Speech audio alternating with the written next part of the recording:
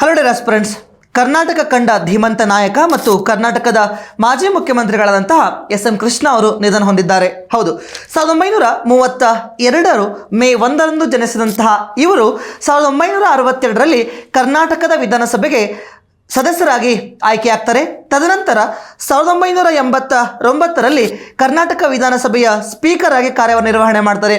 ತದನಂತರ 1992ರಿಂದ 94ರವರೆಗೆ ಎಂ ವೀರಪ್ಪ ಮೊಯ್ಲಿ ಅವರ ಅಧಿಕಾರಾವಧಿಯಲ್ಲಿ ಕರ್ನಾಟಕದ ಮೊದಲ ಉಪಮುಖ್ಯಮಂತ್ರಿಯಾಗಿ ಕಾರ್ಯವನ್ನು ನಿರ್ವಹಣೆ ಮಾಡ್ತಾರೆ. ತದನಂತರ 1999ರಿಂದ 2004ರವರೆಗೂ ಕರ್ನಾಟಕದ 10ನೇ ಮುಖ್ಯಮಂತ್ರಿಯಾಗಿ ಕಾರ್ಯನಿರ್ವಹಣೆ ಮಾಡ್ತಾರೆ. ತದನಂತರ 2004ರಿಂದ 2008ರವರೆಗೂ ಮಹಾರಾಷ್ಟ್ರದ 18ನೇ ರಾಜ್ಯಪಾಲರಾಗಿ ಕಾರ್ಯವನ್ನು ನಿರ್ವಹಣೆ ಮಾಡ್ತಾರೆ. ತದನಂತರ ರಾಜ್ಯಸಭೆಯನ್ನು ಪ್ರವೇಶಿಸಿದಂತಹ ಇವರು 2009ರಿಂದ 2012ರವರೆಗೆ ಕೇಂದ್ರ ಸರ್ಕಾರದಲ್ಲಿ ವಿದೇಶಾಂಗ ಸಚಿವರಾಗಿ ಸಹ ಕಾರ್ಯವನ್ನು ನಿರ್ವಹಣೆ ಮಾಡ್ತಾರೆ. ಇವರ ಅಧಿಕಾರಾವಧಿಯಲ್ಲಿ ಅಂದರೆ ಇವರು ಮುಖ್ಯಮಂತ್ರಿ ಆದಂಥ ಸಮಯದಲ್ಲಿ ಸ್ತ್ರೀ ಶಕ್ತಿ ಯೋಜನೆಗಳಾಗಿರಬಹುದು, ಅಕ್ಷರ ದಾಸೋಹ ಅನ್ನುವಂತಹ ಮಧ್ಯಾಹ್ನದ ಬಿಸಿಯೂಟ ಯೋಜನೆಗಳಾಗಿರಬಹುದು, ಈ ರೀತಿಯಾದಂಥ ಪ್ರಮುಖ ಯೋಜನೆ ಜಾರಿಗೆ ತರ್ತಾರೆ.